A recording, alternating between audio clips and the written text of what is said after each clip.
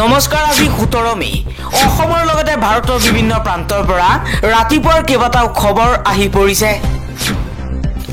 এই মুহূৰ্তত জনাই আছো এটা ব্ৰেকিং নিউজ কাক লৈ হৰফ হৈ পৰিছে দেশৰ প্ৰধানমন্ত্ৰী নৰেন্দ্ৰ মোদীয়ে কৈছে মই গ্যাৰান্টি দিছো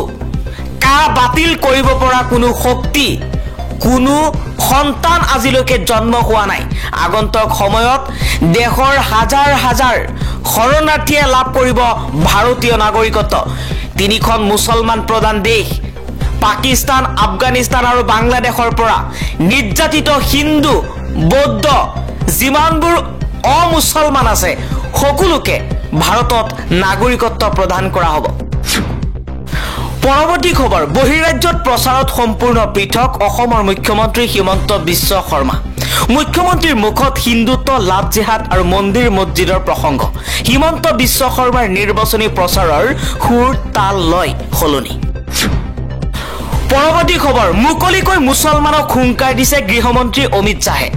নৰেন্দ্ৰ মোদীক তৃতীয়বাৰলৈ প্ৰধানমন্ত্ৰী পাতক আৰু গু হত্যাকাৰীক দৃষ্টান্তমূলক শাস্তি প্ৰদান কৰিম বুলি মন্তব্য কৰিছে অমিত শাহে মুকলিকৈ দেশৰ মুছলমানসকলক হুংকাৰ দিয়া পৰিলক্ষিত হৈছে গৃহমন্ত্ৰী অমিত শাহে যদি দেশৰ তৃতীয়গৰাকী প্ৰধানমন্ত্ৰী নৰেন্দ্ৰ মোদী হয় তেনেহলে গু হত্যাকাৰী মুছলমানসকলক দৃষ্টান্তমূলক শাস্তি প্ৰদান কৰা হ'ব বুলি মন্তব্য কৰিছে অমিত শাহে বিজেপি নেতাসকলৰ মুখত এতিয়া মুছলমান বিৰোধী সংবিধান বিৰোধী আৰু গণতন্ত্ৰ বিৰোধী মন্তব্য মুছলমানসকলক দৃষ্টান্তমূলক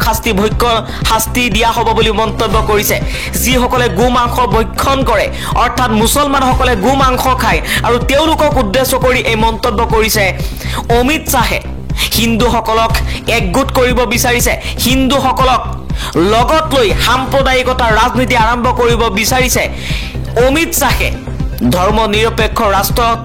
গণতন্ত্ৰক শক্তিশালী কৰা এখন ৰাষ্ট্ৰত এনে ধৰণৰ বিজেপি নেতাৰ মন্তব্যই দেশৰ সংবিধান আৰু গণতন্ত্ৰৰ প্ৰতি ভাবুকি আনিব বুলি মন্তব্য কৰিছে কংগ্ৰেছে কাৰণ নৰেন্দ্ৰ মোদীক তৃতীয়বাৰলৈ প্ৰধানমন্ত্ৰী পাতাৰ লগে লগে গু হত্যাকাৰীক দৃষ্টান্তমূলক শাস্তি দিম বুলি মুছলমানসকলক মুকলিকৈ নিৰ্বাচনী বিধি উলংঘা কৰি সাম্প্ৰদায়িক মন্তব্য কৰিছে অমিত শাহে পৰৱৰ্তী খবৰ ইডিৰ ক্ষমতাত লক্ষ্মণ ৰেখা উচ্চতম ন্যায়ালয়ৰ অভিযুক্তক ইচ্ছা কৰিলে গ্ৰেপ্তাৰ কৰিব নোৱাৰিব ইডিয়ে বিশেষ আদালতত গোচৰ চলিলে কৰিব নোৱাৰিব গ্ৰেপ্তাৰ পৰৱৰ্তী খবৰ ভাৰত বাবা চাহেব আম্বেদকাৰৰ ভূমি সংবিধানৰ ভূমি ন্যায়ৰ ভূমি বিজেপিয়ে তেওঁলোকক সন্মান কৰাৰ ভাও ধৰে আৰু সুযোগ পালেই পিঠিত আক্ৰমণ কৰে হাৰ পোৱাৰ সময় এতিয়া ভাৰতৰ জনসাধাৰণৰ সংবিধান আৰু নিজৰ অধিকাৰ ৰক্ষাৰ বাবে মাত মাতিব লাগিব যদি 2024 চনত বিজেপি চৰকাৰ গঠন কৰে তেনেহলে ভাৰতৰ সংবিধান আৰু গণতন্ত্ৰৰ বাবে এক ভয়ংকৰ দিন হ'ব বুলি মন্তব্য কৰিছে কংগ্ৰেছৰ নেতা ৰাহুল গান্ধীয়ে কৈছে বাবা চাহেব আম্বেদকাৰক মানুহৰ আগত সেৱা কৰে বিজেপিয়ে আৰু পিঠিত তেওঁলোকক আক্ৰমণ কৰে ইয়াই হৈছে বিজেপিৰ চৰিত্ৰ আৰু ইয়াই হৈছে বিজেপিৰ নেতা চৰিত্ৰ বুলি মন্তব্য কৰিছে ৰাহুল গান্ধীয়ে এতিয়া জাগিবৰ হল দেশৰ জনসাধাৰণ সংবিধান আৰু গণতন্ত্ৰক ৰক্ষা কৰাৰ সময় আহি পৰিছে বুলি মন্তব্য কৰিছে ৰাহুল গান্ধীয়ে আন এটা খবৰ 4 লাখতকৈ অধিক উপাৰ্জনকাৰীৰ বাবে শংকা চৰকাৰী বিদ্যালয়ত নাপাব পাৰে বিনামূলীয়া শিক্ষামন্ত্ৰী ডক্টৰ ৰণোজ পেগুৰ ভাষ্যত এই ইংগিত শিক্ষাৰ মৌলিক অধিকাৰলৈও পিঠি নেকি চৰকাৰৰ পৰৱৰ্তী খবৰ দেশৰ ৰাজহুৱা খণ্ডৰ উদ্যোগ ৰাজহুৱা প্ৰতিষ্ঠানবোৰ ধ্বংস কৰি কেৱল পুঁজিপতি কেৱল মাত্ৰ কেইজনমান ধনাঢ্যৰ ওপৰত দেশৰ সকলো সম্পদ গতাই দিয়াৰ প্ৰস্তুতি চলাইছে বিজেপি চৰকাৰে এবাৰ বিজেপি চৰকাৰৰ বিৰুদ্ধে হৰফ হৈ এই মন্তব্য কৰিছে অসম জাতীয় পৰিষদৰ সভাপতি লুৰিণজ্যোতি গগৈয়ে কৈছে দুলীয়াজানৰ পৰা অইলৰ 4টা বিভাগ উঠাই দিব খোজা চক্ৰান্ত সফল হ'বলৈ দিয়া নহব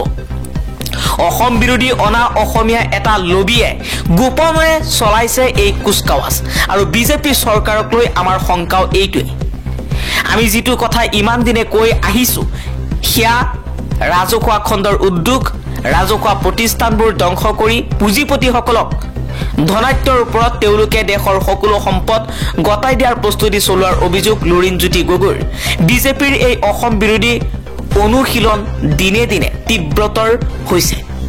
শেহতীয়াকৈ অসমৰে কেইবাটাও ৰাজহুৱা খণ্ডৰ উদ্যোগত মৃত্যু হ'ল বিজেপি চৰকাৰৰ দিনত। এয়াৰপৰ্টকে আদি কৰি লাভজনক যিসমূহ ৰাজহুৱা খণ্ড আছে সেইসমূহ আদানী আম্বানীক গতাই দেশৰ ৰাজনীতিত একনায়কত্ববাদৰ সূচনা কৰিব খুজিছে বিজেপি। দুলীয়াজনৰ পৰা অইলৰ 4টাকৈ বিভাগ নয়ডালৈ নিবলৈ যি তলসুতীয়া ষড়যন্ত্ৰ চলিছে তাক আমি ধিক্কাৰ দিছো আৰু ইয়াক কোনো মূল্যৰ বিনিময়তে হ'বলৈ দিয়া নহ'ব। অসমৰ গৌৰৱ অইল, এই অসম গৌৰৱ ৰাজহুৱা খণ্ড অসমৰ মাটিতেই সগৌৰৱে চলি থাকিবই লাগিব বুলি মন্তব্য কৰিছে লুৰিণজ্যোতি গগৈয়ে। পৰৱৰ্তী খবৰ, বৰ্ণবাদে সম্প্ৰীতিৰ বিহু পৰিণত কৰিলে সাম্প্ৰদায়িকতালৈ। কুচে পতা বিহু চাই এঘৰীয়া হ'ল 26টা নাট পৰিয়াল। যুগ যুগ ধৰি যি বিহুৱে জাতি ধৰ্ম নিৰ্বিশেষে সকলো অসমীয়াকে এক কৰি ৰাখিছে, যি বিহুৱে যুগ যুগ ধৰি বিশ্বৰ আগতেই সম্প্ৰীতিৰ নিদৰ্শন দেখুৱাই আহিছে, সেই বিহুক কেন্দ্ৰ কৰিয়েই এতিয়া সৃষ্টি হৈছে চূড়ান্ত সাম্প্ৰদায়িক ঘটনাৰ। দৰং জিলাৰ বামুনজাৰ গাঁৱৰ একাংশ বৰ্ণবাদী লোকে কালিমা সানিলে একতাৰ এনাৰজৰী স্বৰূপ বাপুতি সাহোন বিহুত। কোচ ৰাজবংশী সম্প্ৰদায়ৰ সৈতে মিলি ৰাজহুৱাভাৱে বিহু পতাৰ বাবেই এখন সমাজে এইবাৰ অস্পৃশ্য ঘোষণা কৰিলে একাংশ নাথ সম্প্ৰদায়ৰ পৰিয়ালক। সমাজৰ পৰা এবছৰৰ বাবে এগৰীয়া কৰাৰ উপৰি সমূহীয়াভাৱে বিহু পালন কৰা তেনে পৰিয়ালক 10,000 টকাৰ জৰিমনা বিহাৰো প্ৰস্তাৱ লৈছে সমাজখনে। সমাজৰ নেতৃত্ব লোৱা কেইগৰাকীমান লোকে লজ্জানত কৰিলে সমগ্ৰ দৰং জিলাৰ লগতে বিহু বলিয়া তথা একতাৰ দোলেৰে বান্ধ খাই থকা সমগ্ৰ অসমীয়া জাতিটো। অভিযোগ অনুসৰি শেহতীয়াকৈ একাংশ নাথযোগী সম্প্ৰদায়ৰ লোকে